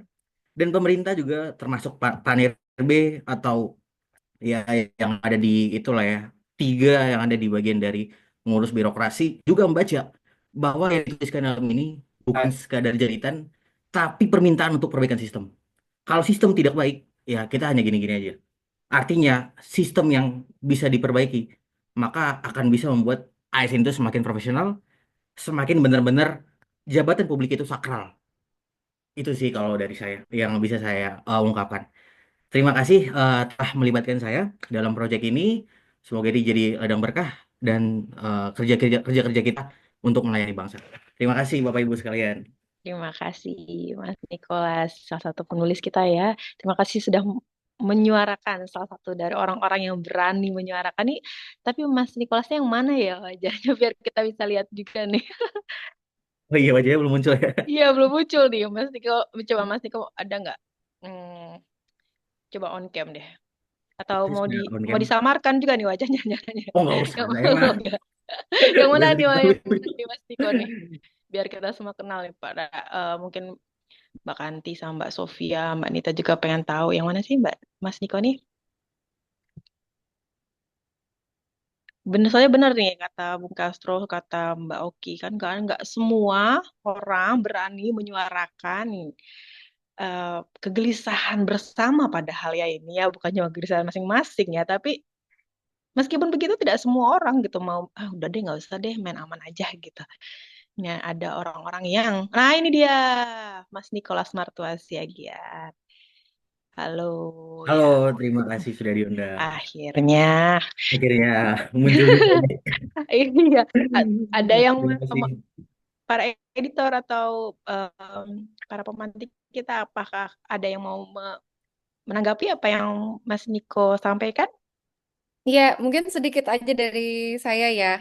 Makasih banyak ya, Bung Nicholas sudah kontribusi di proyek kami. Makasih udah sabar apa namanya merespon ya permintaan-permintaan dari tim editor dan kami senang banget. Mudah-mudahan nanti ada volume 2, volume 3, volume 4 ya setelah kita luncurkan buku ini dan bisa memberikan apa ya pesan gitu ya ke teman-teman ASN yang ada 4 juta, katanya ada 4 juta loh ASN Cuma itu ya. berapa gitu ya? Mudah-mudahan kok rasanya nggak kebayang mereka ada di mana gitu ya. 4 juta itu kan banyak sekali gitu ya. Mudah-mudahan dengan buku ini mereka bisa apa namanya melihat gitu ya bahwa memang kita tuh perlu bersuara. Jadi dengan tadi kita bersuara harapannya kita bisa merasa kita nggak sendirian begitu ya, kita bisa bersolidaritas gitu kan dan berhenti tadi poinnya Mbak Oki bagus banget ya, berhenti untuk mendepolitisasi diri sendiri gitu kali ya, memilih bekerja sebagai ASN kemudian merasa tidak bisa lagi memperjuangkan hak-haknya gitu kan. Harusnya kan kita bisa gitu ya kalau kita merasa ada yang salah, kita merasa hak kita tidak diberikan begitu ya, dipersulit untuk mengembangkan diri misalnya gitu kan, atau karir kita kemudian dibuat mandek oleh sistem, itu harusnya hal-hal yang bisa kita perjuangkan secara kolektif gitu. Jangan mau dibungkam seperti budak tadi katanya Bung Castro ya. Bung Castro emang kata-katanya udah jedor banget deh ya kalau dengerin Bung Castro ngomong gitu ya. Itu mungkin dari saya. Kalau Sofia sama Nita ada yang mau disampaikan juga? Silakan. Iya, ini terus terang dari meja editor kita sempat galau nih. Bang Nicholas itu kan bukan ASN, lanjut gak ya tulisannya? Nah, aku termasuk tim yang pro, lo nggak apa-apa, beliau memang bukan ASN, tapi kan cukup dekat dengan kita dan siapa tahu justru malah lebih out of the box dan mungkin lebih didengar. Kadang-kadang tuh kalau kita yang ngomong tuh nggak didengar. Kalau konsultan yang dibayar mahal itu malah jadi selama punya akses, Mas Niko dibantu juga menyuarakan ini juga. Bareng-bareng lah kita lanjutkan ekspektasi dari Iya, teman-teman tadi. Ya, siap Bu. thank you. Terima kasih Bu. Baik, terima kasih Mas Ko dan para editor yang sudah menanggapi. Ini ada satu masih seputaran apa yang disampaikan sama Mbak Kanti ya tadi ya. Ada Mbak Diana. Mbak Diana bilang, saya sebagai CPNS punya ketakutan terkait kondisi yang lazim didapati. Bersyukur kalau komunitas yang sehat dan bisa menjadi wadah bersyukur kalau ada komunitas yang sehat dan bisa menjadi wadah berbagi keresahan. Thank you katanya. Wah, kita senang banget ya kalau ada yang merasa eh, komunitas ini tuh jadi rumah gitu ya buat bersama-sama ya. Mbak Kati mungkin mau menanggapi? Ya, ya tadi saya baca terus, waduh, kayaknya ini bakal banyak yang relate juga ya, Mbak Eva ya. Apalagi sebagai CPNS. Ya, CPNS berarti sudah diangkat belum ya? Ini kan tahun ini ya, kalau nggak salah dijanjikan di bulan Juli ya. Mbak Diana, saya nggak tahu nih gimana nih statusnya. Mudah-mudahan cepat ada kejelasan dan saya rasa dengan bergabung di sesi kita hari ini ya, tersambung dengan teman-teman birokrat menulis. Terus tadi mendengar juga Mbak Oki katanya di eh, circle-nya Mbak Oki di omong-omong di OM Institute ya Mbak ya, Ya, OM Institute dan omong-omong. Omong-omong itu medianya, OM Institute itu lembaga pelatihannya. lembaganya. Oke, yang teman-teman ASN tadi adanya di mana berarti Mbak Oki? Oh, mereka kalau belajar nulisnya di OM Institute, habis itu mereka menerbitkan tulisannya di omong-omong media. Diomong-omong. Oke, nah itu lagi. Berarti ada satu lagi nih circle yang bisa dipertemukan ya Mbak Oke ya. Birokrat penulis dengan teman-teman yang belajar nulis di Om Institute dan mungkin sudah menerbitkan tulisannya di di omong-omong media ya. Kita bisa apa ini istilahnya? Kalau istilahnya pejabrut sih bersinergi ya Mbak Eva ya. Kita kooptasi nih istilahnya. Smelon ya, pejabrut biasanya mereka pakai istilah sinergi. Nah, kita bikin sinergi juga, tapi sinergi level umbi-umbian yang nanti insya Allah akan menjadi sesuatu yang wah lah ya buat banyak ASN di Indonesia. Itu aja mungkin ya. Silakan kalau teman-teman pemantik ada juga yang mau disampaikan nih. Adakah yang mau menambahkan Mbak Oki atau Bung Castro mungkin? Ya, dari saya tadi poin yang bagus sekali tentang kegagalan merit system. Kenapa itu terjadi? Ya karena sistemnya yang korup. Kalau teman-teman perhatian misalnya di level ASN daerah misalnya, orang untuk bisa menjadi kepala dinas, apa yang terjadi? Apakah dites yang paling bagus? Apakah dites sesuai kemampuannya? Ini realita aja gitu. Udah seperti aib bersama juga gitu. Kita saling tahu tapi kita tidak tahu apa yang terjadi gitu kan. Ada setoran ke kepala daerah. Ketika KPK-nya bekerja dengan benar, lalu kemudian bupatinya diciduk kan, tapi di banyak case dibiarkan begitu saja. Jadi misalnya ada berapa ratus kepala daerah di Indonesia tapi yang ditangkap KPK karena menerima suap untuk pengaturan jabatan itu ada kurang dari 5 bupati, nah berarti kan belum maksimal juga penegakan hukumnya.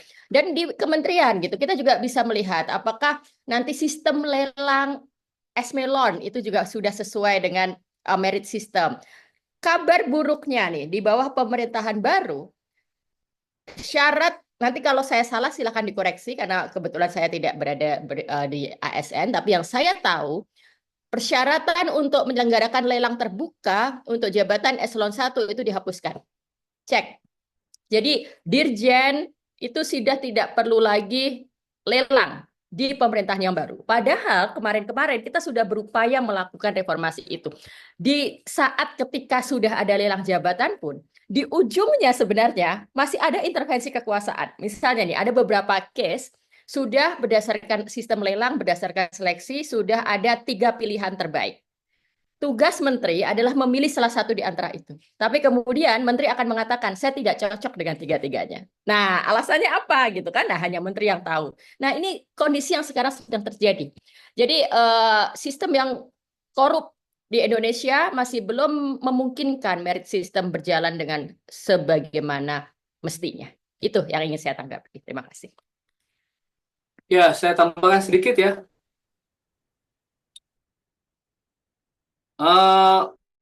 Soal merit system, saya juga punya pengalaman nih. Ya di kota saya, di kota kemarin itu pernah dilibatkan sebagai pansel untuk jabatan pimpinan tinggi Pratama, kepala dinas. Nah, di dalam forum panitia seleksi ini saya mengusulkan supaya semua orang yang mendaftar itu pada saat proses wawancara, proses interview dibuka live streaming gitu ya.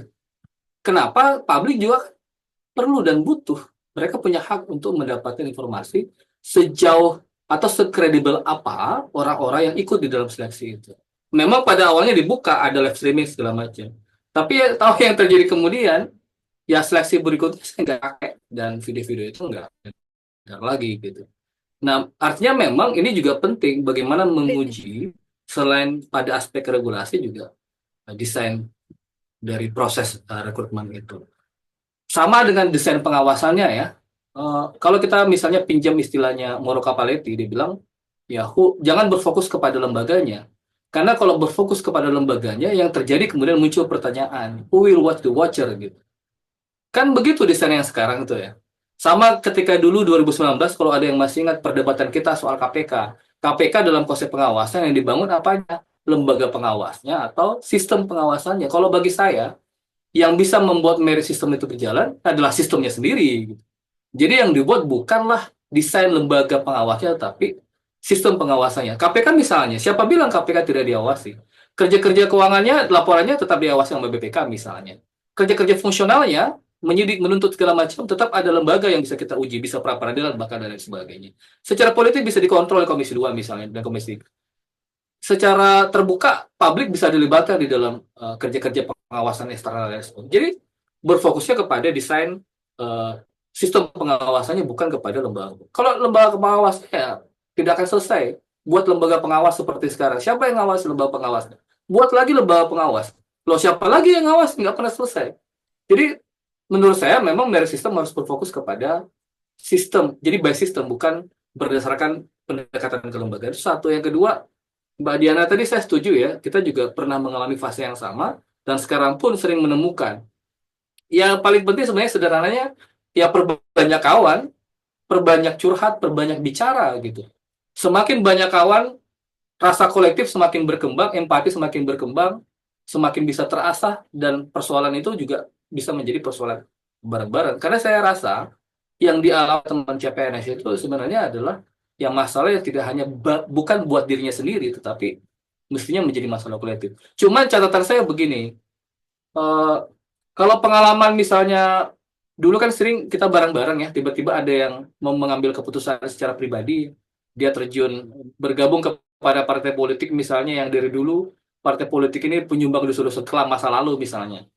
Itu kan pendekatannya pendekatan personal. Saya setuju teman-teman CPNS mesti juga melihat pada bagian strategi. Oke lah, sekarang kita tahan-tahan misalnya. Tunggu sampai SK 100% keluar, sudah.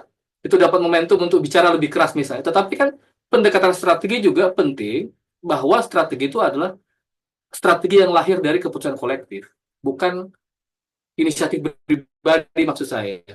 Bagaimana caranya? Ya tadi, memperbanyak berbicara dengan siapapun, berbicara dengan birokrat menulis, berbicara dengan Institut Mbak Oki misalnya, berbicara dengan kami di SPK, berbicara dengan siapapun. Memperbanyak kolektif itu akan semakin membuat kita merasa lebih pede, merasa lebih yakin. Dan kalau ada problem, ya kepada siapa bisa bercerita kalau bukan kepada kawan sendiri. Karena cermin yang paling bagus adalah kawan. Gitu. Begitu, Mbak. Baik, terima kasih banyak Bung Castro dan Mbak Oki atas tanggapannya. Ini selanjutnya tadi saya baca ya ada Pak Andi Peruka tadi bilang bahwa selamat ya atas terbitnya buku ini, sukses selalu untuk seluruh pegiat birokrat menulis di seluruh Indonesia. Wah, terima kasih Pak Andi atas supportnya. Mohon doanya ya, semoga ini tuh bisa berlangsung terus ya, supaya bisa semakin menyuarakan banyak sekali gagasan-gagasan atau apa yang ingin disampaikan oleh para ASN. Baik, ini ada satu juga nih yang langsung tadi japri ini kepada saya, pertanyaan kepada editor buku. Katanya tadi disebut awalnya judul buku ini mencekik sektor publik. Bisa disampaikan nggak sih latar belakang kenapa ketemu judul itu katanya? Silahkan nih, mungkin para editor bisa menjawab. Oke, baik. Nita, mungkin tadi Nita belum kedengeran suaranya nih. Nit kasih pencerahan dong, Nit. Kenapa, Nit? Kemarin judul kita mencekik sektor publik, Nit. Itu kayak dari yang ini Mbak ya. Awalnya kan kita ngadain sayembara penulisan itu yang tujuannya itu untuk menyuarakan perasaan-perasaan kita sebagai PNS nih melawan birokrasi basing gitu. Selama ini kan kesannya apa ya, media itu yang tadi dibilang narasi tunggal. Jadi memojokkan kita. Jadi kita udah dipojokkan dari atas, dari atasan-atasan gitu. Terus dipojokkan juga sama media, jadi rasanya tercekik banget. Mungkin ditambahkan sama Mbak Kanti. Udah cukup. Jadi memang kegelisahan yang kami tangkap di media sosial gitu ya, kalau kita coba artikulasikan gitu, apa sih sebenarnya yang sedang dialami oleh teman-teman pekerja sektor publik ya, akhirnya ketemulah frasa itu ya, mencekik sektor publik gitu. Mencekiknya bisa tadi dari atasan gitu ya kepada bawahan dengan tuntutan-tuntutan pekerjaan begitu ya, kemudian juga mungkin tercekiknya dari sisi anggaran ya, kita tahu ramai banget ya awal tahun ini kita lihat teman-teman ASN bersuara melawan efisiensi ya, sampai ada yang di PHK gitu ya. Kemudian gimana tercekik juga dari masyarakat yang selalu kemudian punya stigma-stigma ya kalau melihat ASN atau mengomentari pemberitaan tentang ASN ya, dan tentu itu tidak terlepas dari bagaimana media ya juga sangat senang ya membingkai gitu ya ASN itu sebagai tadi ya sosok yang hidupnya enak, kerjanya gampang gitu ya, terjamin ya pensiun dan lain sebagainya gitu. Jadi itulah kemudian frasa mencekik sektor publik itu dipilih. Tapi setelah diskusi dengan Mas Biko ya tadi dari penerbit Semut Api, lalu kami sepakat, oke kita utak-atik judulnya sehingga kita ketemu judul yang baru gitu. Itu aja mungkin. Terima kasih. Baik, terima kasih. Semoga cukup menjawab ya bagi yang bertanya. Sepertinya sesi Q&A kita akan sampai di sini karena selanjutnya kita masih akan Ada bersama satu pertanyaan ke Bung Castro kayaknya tuh, Mbak Eva. Sorry. yang oh tadi yang Bung Castro kayaknya tadi udah terjawab Mbak. Yang Oh, udah ya, pertanyaan oke. iya tadi Oke. yang Bung Castro kayaknya udah terjawab, jadi udah dijelasin lagi tadi, udah di dalam diberikan jawaban lebih dalam lagi tadi sama Bung Castro, jadi kayaknya nggak perlu diulang lagi ya. Selanjutnya kita mau, ada ini, kita sudah kedatangan tamu istimewa juga nih, Pak Rudi M. Harahap sebagai chairman dari Komunitas Pergerakan Birokrat Menulis. Beliau mau memberikan sedikit statement atas bagaimana nih tanggapannya Bapak atas atensi para penulis dan apa nih harapan dari Pak Rudi atas eh, gagasan-gagasan yang sudah mereka berikan, apa harapan Bapak ke depan? Silakan Pak Rudi, kami berikan kesempatan untuk memberikan statement Bapak. Oke, terima kasih. Assalamualaikum warahmatullahi wabarakatuh. Selamat sore bagi semuanya. Pertama-tama saya ucapkan selamat kepada para buruh ASN, ya, buruh Aliansi Strategis Nasional, gitu ya. Jadi ASN-nya kita ubah menjadi Aliansi Strategis Nasional. Eh, itu melibatkan apa? Banyak pihak di sini saya lihat. Terus terima kasih pada Mbak Oki, Herdiansah, ini Mas Gastro ya. Eh, jadi saya lihat mungkin di sini kalau di layar saya paling senior gitu ya. 4 tahun lagi pensiun kali ya, kalau masih betah jadi ASN gitu ya. Nah, kecuali kalau jadi anggota partai gitu ya. Nah, tadi betul bahwa poin yang disampaikan kebanyakan generasi muda tidak aware pergerakan buruh itu sebenarnya dulu dari jawatan kereta api ya di Semarang. Tadi sudah diulas dengan bagus, karena itu saya bilangnya tadi adalah buruh ya. Kita ini pada dasarnya buruh, baik yang dia bekerja di sektor publik atau bukan sektor publik. Nah, karena itu harus ada perlawanan, satu gerakan bersama yang sifatnya kolektif ya. Nah, itu peran daripada birokrat menulis. Dari awal kita set up patungan sama-sama, tidak ada sponsornya ya. Itu apa? Kita punya duit, kita share gitu ya. Nah, itu yang membuat organisasi sampai sekarang masih sustain. Kalau ada yang bagus, kita berikan penghargaan dari uang-uang patungan itu. Itulah bentuk kolektif pergerakan yang nyata, yang tidak tergantung kepada aliansi politik atau organisasi eh, kedaerahan manapun gitu ya. Terus yang diingatkan tadi betul bahwa kita didesain menjadi individualistik ya karena performance based, tetapi sebenarnya kita sudah diarahkan lebih holistik ya. supaya terintegrasi ya. Ini makanya ada kerja-kerja kolektif yang lintas sektoral. Mudah-mudahan usaha-usaha kecil seperti ini ya itu bisa membuat Indonesia lebih bagus ya. Tidak terperangkap dengan kita sebagai haters ya. Saya sering baca Mbak Oki ya kritiknya gitu. Eh, apa di dalam nilai-nilai dari birokrat menulis adalah kita harus kritis, tetap mengembangkan pemikiran yang kritis, bertindak kritis, tetapi juga kritis itu butuh kecerdasan, ya. Terus cerdas juga harus kritis. Kalau cerdas itu diam saja itu tidak berguna, ya. Terus satu hal juga yang paling penting, boleh kritis, boleh dia cerdas, tetapi dia harus tetap emansipatif. Emansipatif bukan berarti soal memihak gender, tetapi juga berkeadilan.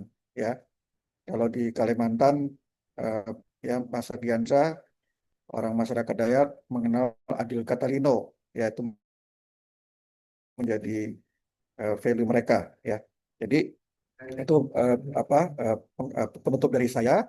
Jadi yang jelas setelah seremoni ini banyak PR yang masih harus dikerjakan.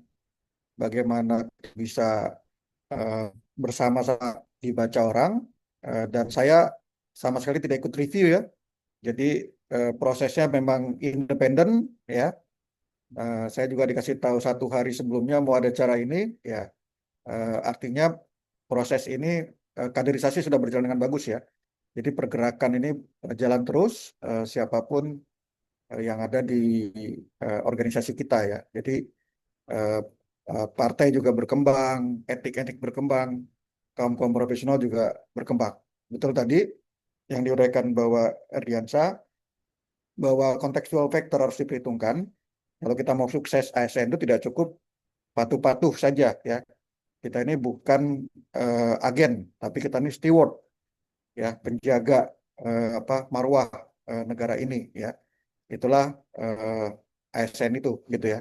Jadi stewardship, saya selalu pakai teorinya teori stewardship, bukan teori agensi. Itu yang harus kita pahami. Kita masih punya tantangan dari segi political factor, kultural, ya, itu juga lebih berat lagi, etnik, ya. Bagi yang pernah yang di daerah itu tadi yang diuraikan pemilihan preferensi esmelon, ya. Tadi itu yang terberat justru malah etnik lokal, ya. Jadi betul yang dibilang Mbak Oki tadi, kemudahan kecepatan memilih eselon 1 membebas sekarang di lapangan memang akhirnya banyak yang tidak kompeten kalau bisa kita bilang. Nah itu mengakibatkan kasihan juga Pak Prabowo ya, tidak didukung oleh orang-orang yang eselon 1-nya jumping dia langsung ke atas, tidak melewati proses yang firm ya. Itu bisa satu tulisan sendiri ya, yang mungkin nanti bagi kaum umbi-umbian belum terlalu aware, tapi bagi kaum esmelon yang diuraikan bahwa itu menjadi isu nasional saat ini ya. Orang-orang sudah lewat PIM 1 ya, seperti saya gitu ya, itu sudah tertinggi lah sepatinya ya. Tetapi tiba-tiba dibebas yang tidak ada lewat sepati gitu ya, tidak lemas gitu ya. Itu banget sekarang gitu. Ya. Jadi benar, Oki, mudah-mudahan ada perjuangan. Bukan soal kita rebutan jabatan ya, tapi cuman masalah bahwa kita pengen diisi orang-orang yang kompeten. Warahmatullahi wabarakatuh. Waalaikumsalam warahmatullahi wabarakatuh. Terima kasih Pak Rudi atas arahannya, atas dukungannya. Selanjutnya, sebelum acara ini selesai, sebelum closing statement dari Mbak Kanti, ini ada satu yang menarik nih dari Anonymous.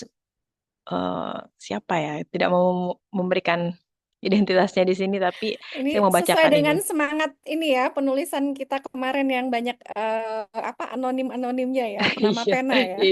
iya, ini nama pena. Beliau bilang gini, menarik sekali bukunya.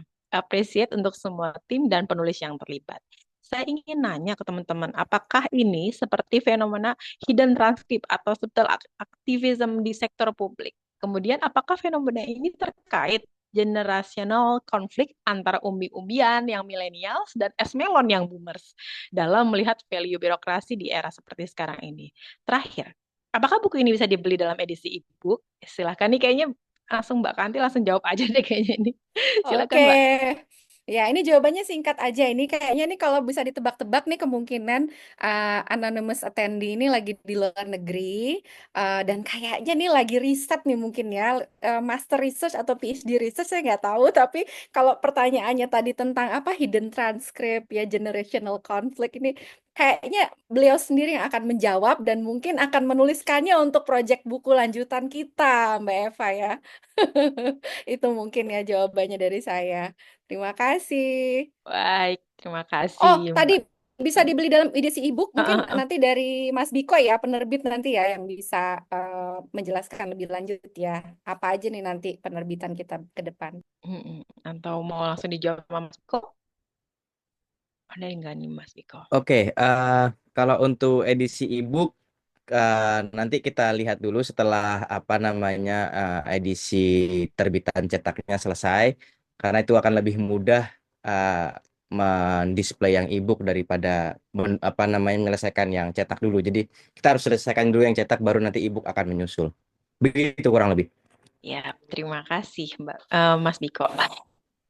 Baik, ini acara kita sudah sampai di akhir. Tapi sebelum kita tutup acara ini, mari kita bersama kita dengarkan closing statement dari editor buku antologi ini, Mbak Kanti.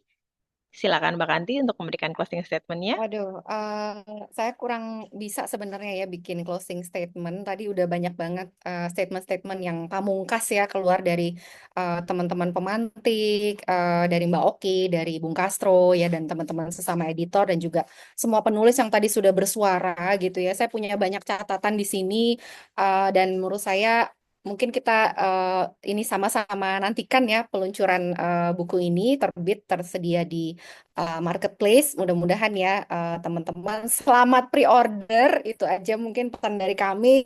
Selamat membaca, kemudian juga selamat memaknai ulang ya makna menjadi ASN di hari-hari ini begitu ya. Selamat bersolidaritas juga dan tentunya semangat berjuang bersama ke depannya. Itu aja mungkin Mbak Eva. Terima Iya. kasih. Assalamualaikum warahmatullahi wabarakatuh. Waalaikumsalam. Terima kasih Mbak Kanti atas closing statement-nya.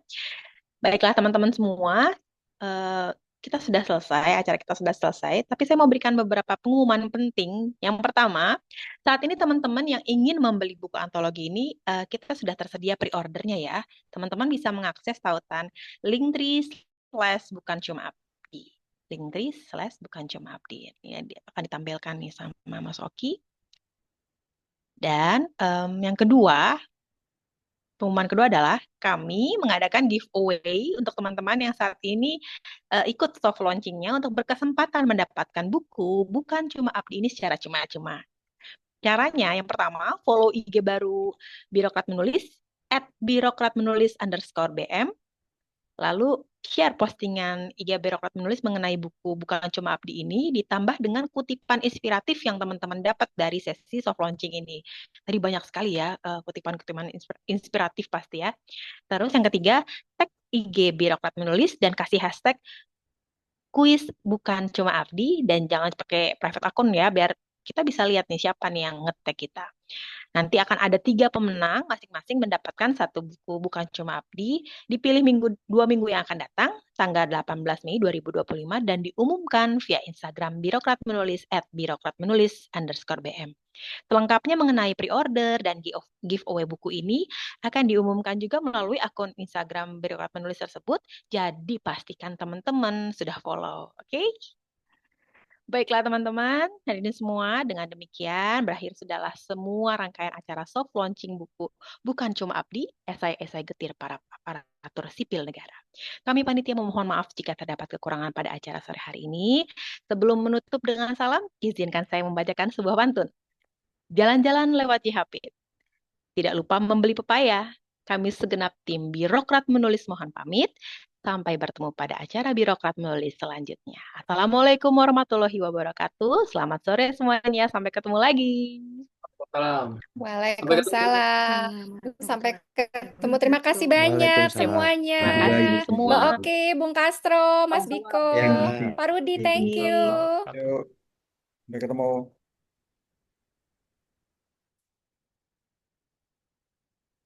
Makasih Eva.